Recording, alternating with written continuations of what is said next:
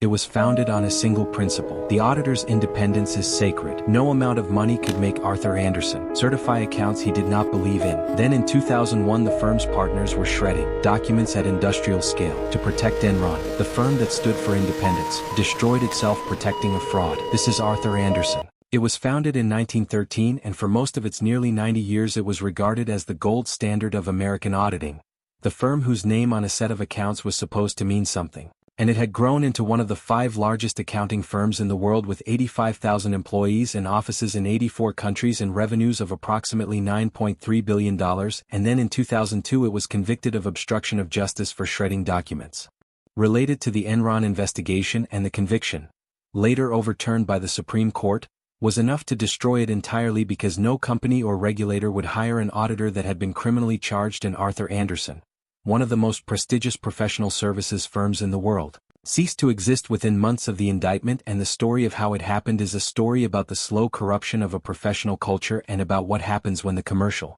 pressures of consulting overwhelm the independence that auditing requires. Arthur Andersen founded the firm that bore his name in Chicago in 1913, and from the beginning he cultivated a reputation for absolute integrity. There is a famous story, possibly apocryphal but widely repeated, in which a railroad executive told the young Andersen that he would lose the client if he did not approve a set of accounts, and Andersen replied that there was not enough money in the city of Chicago to make him certify accounts he did not believe in, and this story became the founding myth of a firm that built its entire identity around the principle that the auditor's independence from the client was more important than any individual engagement. For most of the 20th century that culture was real, and Arthur Andersen was regarded as one of the most rigorous and independent audit firms in America, and it grew into a major force in American business, advising some of the country's largest corporations, and its name on an audit report was considered a genuine assurance of quality. But in the 1980s and 1990s the firm faced a strategic challenge that it never successfully resolved, and the challenge was that audit fees,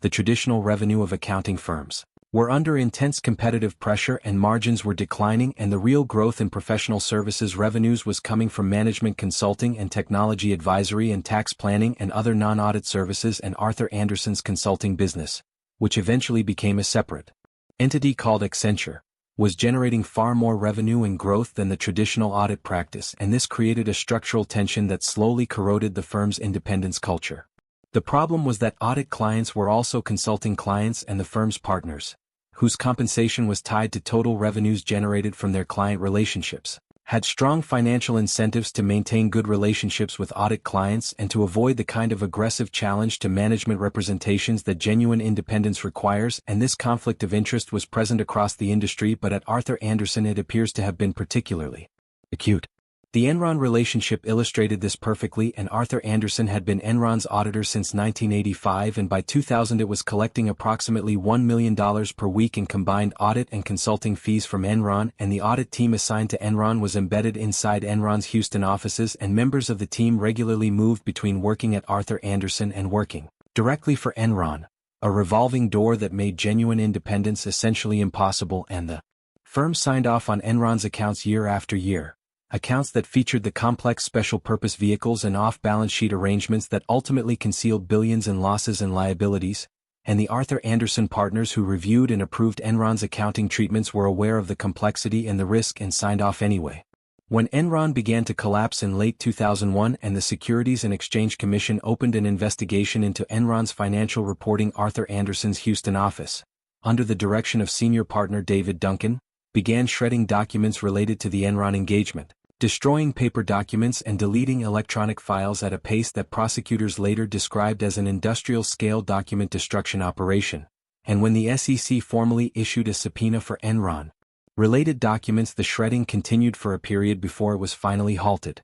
The document destruction, which Arthur Andersen claimed was the result of a legitimate document retention policy being applied in the normal course of business rather than a deliberate attempt to obstruct the investigation, led directly to criminal charges, and in June 2002 Arthur Andersen was convicted by a jury of obstruction of justice, and the conviction meant that Arthur Andersen could not continue to audit public companies registered with the SEC because federal regulations prohibited convicted felons from auditing public companies, and clients began leaving immediately, and within months the vast majority of Arthur Andersen's client base had gone to other firms, and 85,000 employees around the world were left without a firm In 2005, the Supreme Court overturned the conviction on the grounds that the jury instructions had been flawed, that the jury had not been properly directed on the level of intent required for an obstruction of justice conviction. But by 2005, Arthur Andersen had effectively ceased to exist, and the Supreme Court's vindication was a legal abstraction rather than a practical restoration. The Andersen collapse contributed directly to the Sarbanes-Oxley Act of 2002, the most significant reform of American financial reporting regulation in a generation, which introduced new requirements for auditor independence, including a prohibition on the same firm providing both audit and consulting services to the same client, a direct response to the conflict of interest that had corrupted the Andersen-Enron relationship. So what is the real lesson of Arthur Andersen? And the lesson is about the relationship between professional culture and commercial pressure, and Arthur Andersen had built a culture of independence and integrity that was genuine and that generated genuine trust and genuine value for the companies it audited and for the markets that depended on audited financial statements. And over 2 decades of competitive pressure, that culture was slowly eroded by the commercial logic of consulting revenues and client relationship maintenance, until the firm that had been founded on the principle that no amount of money was worth certifying accounts it did not believe in was shredding documents to protect a client that had been deceiving its investors for years. And the collapse of Arthur Andersen demonstrated that professional cultures are not self-sustaining. They require active and deliberate maintenance against the constant pressure of commercial incentives that point in a different direction. That is the capital case. Subscribe to the capital case, because the next case is already waiting.